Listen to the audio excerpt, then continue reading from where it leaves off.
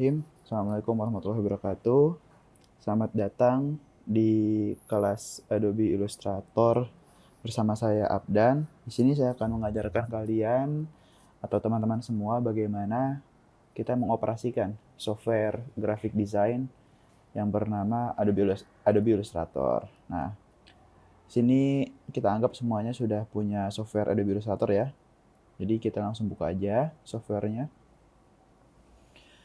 Ini saya menggunakan Adobe Illustrator yang versi 2021 yang terbaru ya. Jadi kalau misalnya sedikit ada perubahan atau mungkin perbedaan dengan tampilan antarmuka yang muncul di layar device teman-teman, itu bisa sedikit menyesuaikan dengan keadaan yang akan saya sampaikan sekarang ini. Oke, jadi teman-teman, saya coba sampaikan dari awal dulu. Di sini ada tampilan pertama kita membuka Adobe Illustrator. Nah, di bagian atas ini ada bar. Bar ini untuk informasi tentang software kita. Kemudian juga dengan akses ini, kalau misalnya teman-teman berbayar bisa melihat cloud storage dan juga akun teman-teman sendiri, akun teman-teman semua.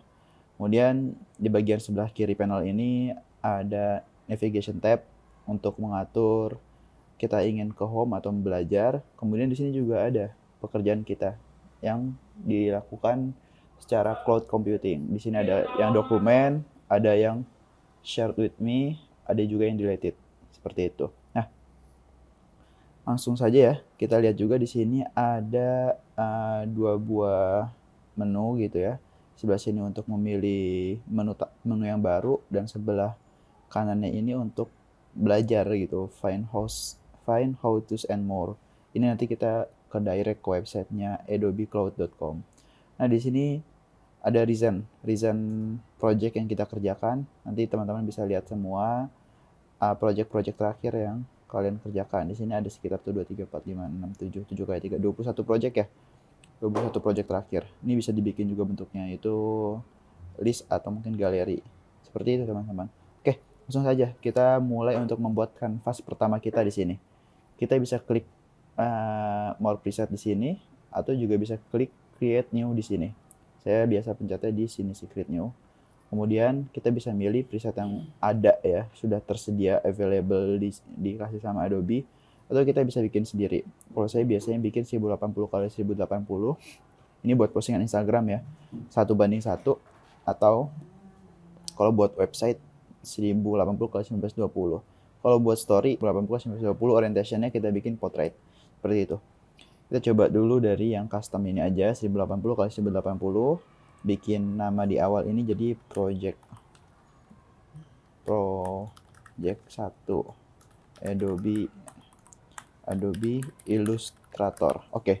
Nah, ini kita ikuti aja secara default top dan sampai rate ini 0. Ini untuk mengatur bleed ya. Jadi kalau misalnya teman-teman akan ngeprint perlu dilebihkan bleednya ini. Nanti kalau misalnya nggak dilebihkan takutnya ada yang kepotong seperti itu. Sini color mode-nya kalau misalnya kalau kita buat desain grafis tidak di print pakai RGB aja, tapi kalau di print pakai CMYK seperti itu. Raster effects-nya juga nggak usah tinggi-tinggi. Kalau misalnya terlalu tinggi nanti jadi dia laggy ya. Tergantung tergantung dari compatibility dari hardware yang kita miliki. Default mode-nya juga default aja. Kita lihat ini advance lah, nanti kita akan bahas lebih lanjut lagi. Untuk sekarang kita coba create 1080 kali 1080, pencet create. Oke, setelah create jadi seperti ini, teman-teman akan melihat ada 3 buah panel ya. Sebelah kiri ini adalah tools box, sebelah sini adalah contextual bar, dan sebelah kanan ini adalah properties bar.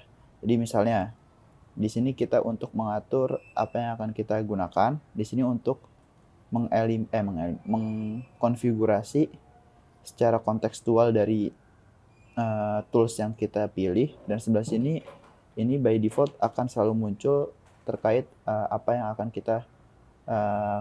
yang sedang kita kerjakan seperti itu. Nah, jika sedikit berbeda teman-teman bisa ubah di sini ya. Jadi essential classic, atau kalau misalnya pengen pakai essential juga bisa. Jadi nggak ada kontekstual bar di atas seperti itu. Cuma saya lebih prefer untuk memakai essential classic karena kontekstual bar di atas ini sangat ngebantu gitu ya. Oke, misalnya di awal ini kita akan pilih dulu Oh iya, pengenalan tools dulu. Di sebelah sini ada selection tool atau shortcut-nya adalah V. Kemudian ada direct selection tool, shortcut-nya adalah A, seperti itu. Langsung yang sering dipakai ada type tool, ada rectangle tool, dan seterusnya.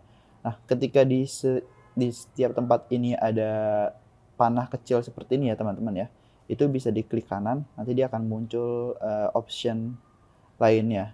Jadi dia nge-expand pilihan-pilihan yang bisa kita select untuk desain. Misalnya di sini rectangle. Selain rectangle ini ada banyak di sini. Ada rounded rectangle, ada ellipse, ada polygon, ada star dan flare tool. Kemudian ada lagi di bagian sini eyedropper dan seterusnya seperti itu. Oke, kita lanjut untuk masuk ke dalam pembelajaran mendesain. Oke. Coba kita buat di sini, langsung kita coba praktis. Ini ada rectangle tool. Nah, saya bisa ngeklik ini untuk membuat kotak, atau kalau ingin membuat kotak yang simetris, saya bisa menekan tombol shift, jadi dia simetris. Kalau pengen simetris dan center, menekan tombol shift dan option atau alt gitu. Dia akan simetris dan center. Seperti itu. Nah, ini yang saya bilang teman-teman. Jadi kalau misalnya teman-teman punya kotak di sini udah otomatis ada kontekstual bar tool, dan di sini sebelah sini properties, tapi sebenarnya sama aja. Di sini ada, di sini juga ada. Cuma penempatan dan kebiasaannya saja seperti itu. Karena kalau di sini kalian pengguna Adobe Illustrator yang generasi old akan lebih prefer pakai Essentials Classic, tapi kalau misalnya udah lebih kontemporer bisa pakai yang Essentials aja. Sini ada kotak ya. Untuk mengganti warnanya kita bisa menekan tombol fill di sini, atau tombol fill di sini, atau tombol fill di sini. Ganti jadi warna biru. Untuk mengganti border atau mungkin line yang sebelah kanannya ya, sini saya ganti jadi warna merah. Nah, untuk menebalkan garisnya pakai stroke di sini, atau untuk mengubah bentuk garisnya ya, cornernya juga kita rubah. Ya dia berubah ya, jadi lebih tumpul ujungnya. Dan juga bisa kita ubah pakai direct selection tool, pencet A, dan kita bisa tarik seperti ini. Ya, ini masih basic. Kita hanya membuat membuat rectangle di sini.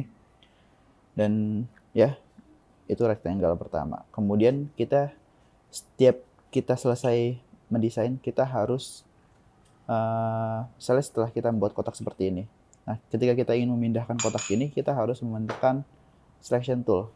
Jadi nggak bisa ketika kita masih dalam mode rectangle tool untuk memindahkan. Dia akan membuat rectangle baru dan baru lagi seperti itu. Kalau ingin memindahkan harus pakai selection tool, atau shortcut-nya teman-teman bisa mencet tombol V di keyboard teman-teman. Seperti itu. Jadi tangan kanan standby di mouse, tangan kiri standby di keyboard, dan telunjuknya itu kalau desainer biasanya udah stand di huruf V atau spacebar. Seperti itu. Nah, lanjut untuk direct selection tool. Bedanya selection tool dan direct selection tool itu cukup tipis tapi sangat signifikan ya teman-teman ya. Saya akan tunjukkan. Misalnya saya punya bintang seperti ini, dan saya juga punya lingkaran seperti ini.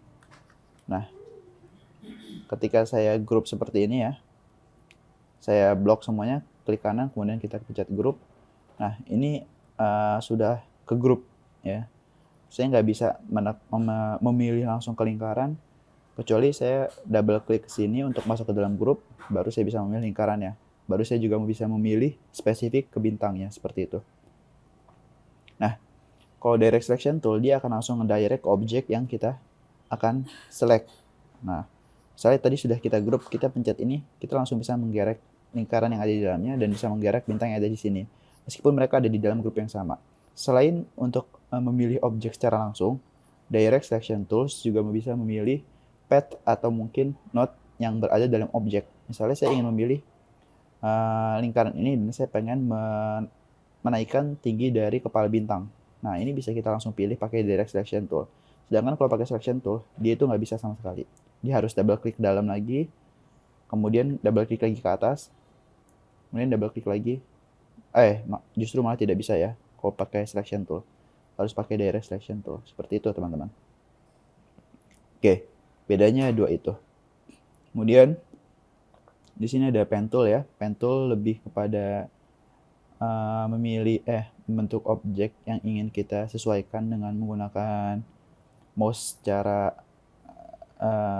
continue. Jadi kita klik-klik terus nanti akan membentuk sebuah shape yang lebih customable seperti ini mungkin contohnya.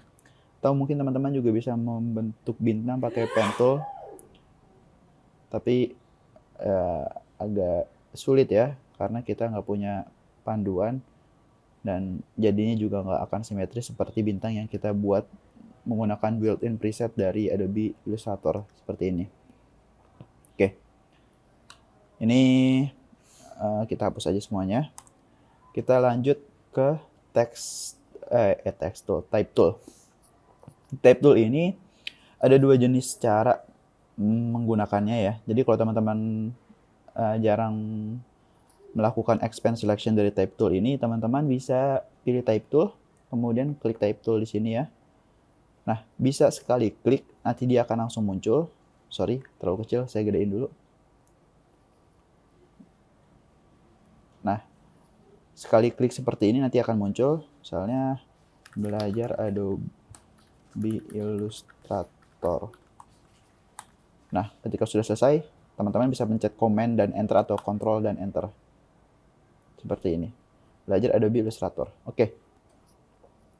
Ini ketika kita klik sekali. Tapi kalau kita klik dan kita drag seperti ini, dia akan menjadi area type tool. Ya. Jadi kita ganti coba di sini jadi belajar Adobe Illustrator. Kita Enter. Bedanya apa teman-teman di sini? Kalau di sini dia itu ada areanya, kalau di sini dia itu bounding langsung ke dalam objek teks yang ada di dalamnya. Jadi kalau di sini kita adjust ukurannya, dia akan seperti ini, ya. Jadi ini menjadi boundaries dari objek yang kita miliki. Tapi kalau misalnya sebelumnya kita hanya punya objek tanpa ada area type tool, dia ketika kita adjust akan seperti ini. Jadi langsung berubah isi-isinya. Dan ini nggak akan bagus untuk jadi dalam paragraf. Tapi kalau untuk jadi judul ini cukup enak untuk kita eksplorasi seperti itu. Kalau paragraf kan mungkin lebih cenderung banyak teks ya. Kalau banyak teks kita nggak sesuai dengan tinggi teks pada umumnya, kemudian juga jarak teks pada umumnya, lebar teks pada umumnya, dia akan sulit dibaca dan menjadi jelek desain kita. Seperti itu teman-teman ya. Type tool ada dua jenis itu, kemudian di sini ada banyak juga, tapi literally kita akan sering menggunakan dua text type tool itu aja. Seperti itu teman-teman. Di sini ada line tool juga. Line itu buat bikin garis ya. Kalau pengen garisnya lurus pakai shift kita tariknya. Kalau misalnya kita tarik aja dia bakal seperti ini. Oke, ini garisnya nggak ada apa-apa karena kita belum bikin garis di atas ya teman-teman. Kita bisa pencet yang bagian lain, kemudian kita pilih stroke ya, kita tebalin jadi 3 poin ya mungkin. Nah, seperti ini jadinya. Kita akan atur lagi supaya enak dilihat. Nah. Oke. Di sini kita sudah dapat membuat judul dan juga membuat line tool di bawahnya. Nah, di bawah sini ada paintbrush tool. Ini mirip-mirip seperti pensil ya. Kalau misalnya pen tool itu harus kita garis-garis seperti ini. Kalau udah selesai kita pencet command ya, atau control, kita klik sembarangan. Kemudian kalau brush tool ini, paintbrush tool, dia nggak diklik tapi kita drag seperti kita bikin tulisan di atas kertas ya, seperti itu. Ya. Jadilah seperti ini. Oke.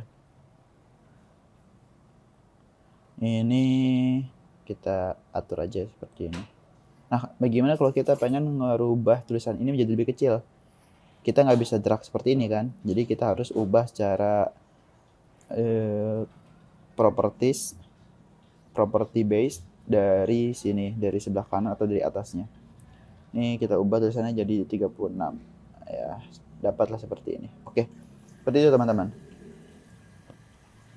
Lanjut di sini ada brush tool, kemudian shaper builder tool. Nah, shaper builder tool ini lebih asik ya digunakan ketika kita sudah memiliki banyak objek yang lebih kompleks dan kita pengen dia menjadi satu atau dipisah dari kesatuan tersebut. Agak bingung ya, coba kita praktekkan aja langsung ya.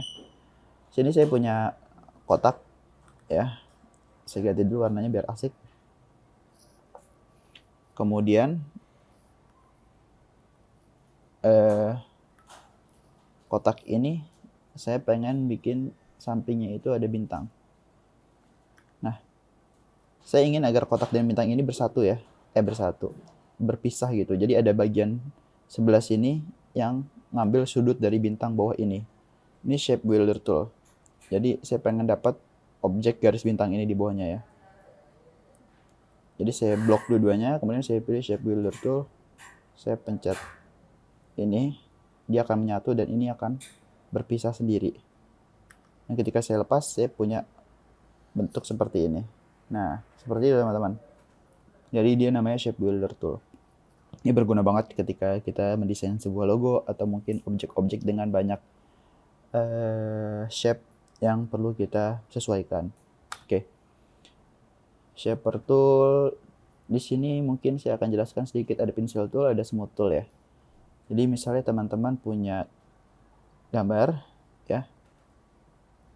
Mungkin saya akan coba taruh emoji icon atau gambar saja ya.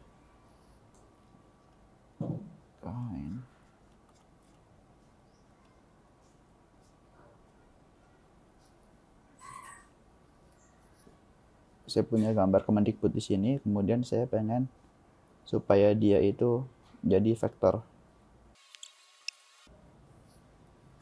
Ketika sudah jadi vektor seperti ini, saya pengen merapikan ujung-ujungnya supaya dia lebih terlihat rapi. Caranya seperti apa? Kita bisa pakai smooth tool yang ada di sebelah sini. Kita klik kanan, kemudian smooth tool.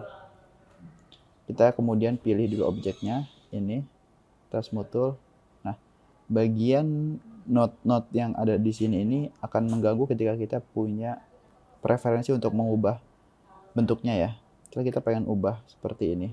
Nah, dia bakal kesangkut di sana, tapi kita bisa rapikan dengan menggunakan smooth tool di sini. Nah, jadi node-node-nya ini akan lebih halus ya. Jadi nggak terlalu banyak node seperti tadi dan kita bisa rapikan objek ini menjadi lebih smooth seperti itu.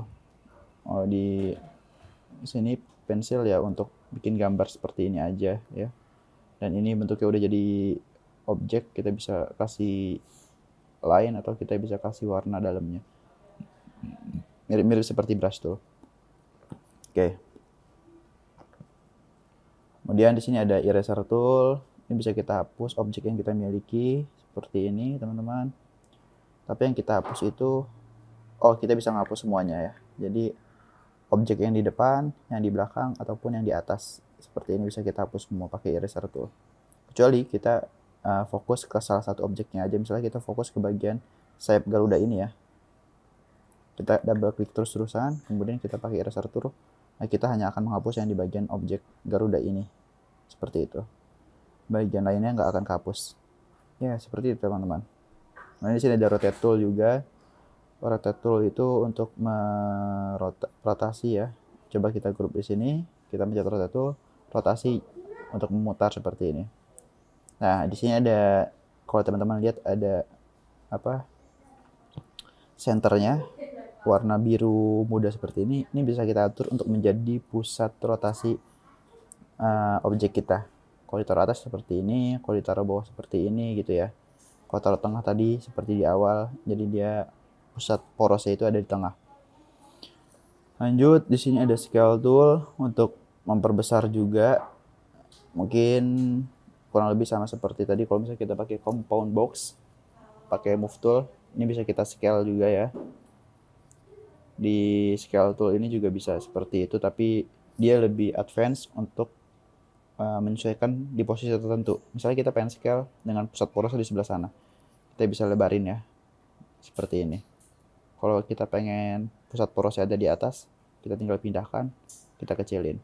Ya, dan satu lagi ketika teman-teman ingin menggunakan perubahan dan tetap dalam keadaan yang simetris atau dalam keadaan yang center, bisa teman-teman tahan tombol shift dan tombol alt di keyboardnya. Nah, ini saya simetris ya. Kalau simetris dan center, tombol shift dan alt saya tahan. Sorry, sepertinya tidak enak dilihat. Kita bikin objek baru aja di sini. Nah, di sini kita pakai scale tool ya. Nah, ini saya bikin objek yang simetris ya, ke kanan. Kalau ke bawah, jadi dia simetris atas bawah. Kalau kanan kiri simetris kanan kiri. Tapi kalau misalnya saya pengen simetris dan center, shift dan alt.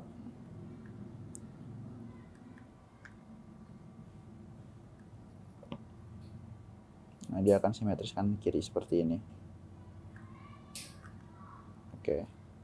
Oh, malah dia copy, sorry. Jadi kalau misalnya alt juga bisa sambil nge-copy gambar ya, seperti ini. Oke, seperti itu teman-teman. Lanjut juga di sini ada width tool untuk menebalkan dan menipiskan garis. Anggap saya punya garis seperti ini ya. Kemudian saya pengen ubah tebal tipisnya di sebelah sini jadi tebal.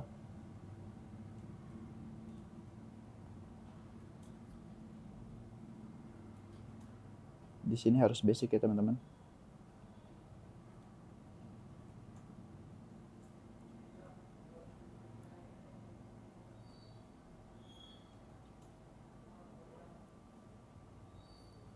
Width tool.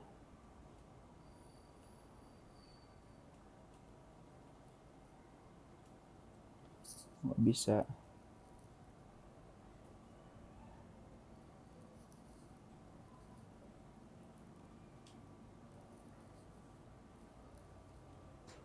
Atau kita harus pakai pen tool.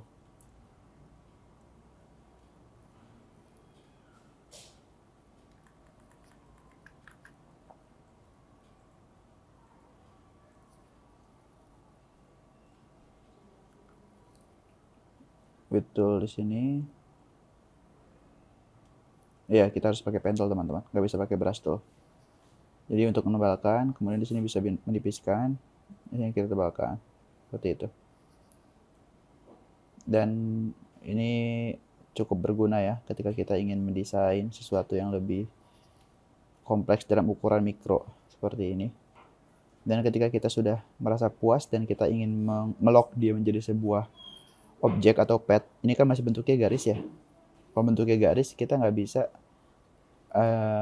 ubah warna dia dalam sini pakai fill. Kalau kita ubah fillnya yang keisi malah di sini ya, di ruang kosong ini. Ini juga sama, yang keisi di ruang kosong ya. Once kita pengen merubah ininya tapi bentuknya dari fill tool bukan dari stroke tool, kita bisa pilih file, object, kemudian pad, outline stroke. Nah, ini akan menjadi fill di sininya. Jika kita pengen kasih garis di sini, ini akan membentuk garis baru lagi di luarnya, seperti itu. Oke, kira-kira cukup jelas ya di bagian width tool. Sini ada gradient tool. Gradient tool itu berguna untuk membuat gradasi ya, teman-teman ya. Kita buat bintang seperti ini, kemudian kita pencet gradient tool. Kita pilih type gradientnya dulu di atas ya, atau di sebelah kanan. Oh, ini karena di atasnya stroke, berarti yang akan dikasih gradasi itu stroke-nya atau garisnya.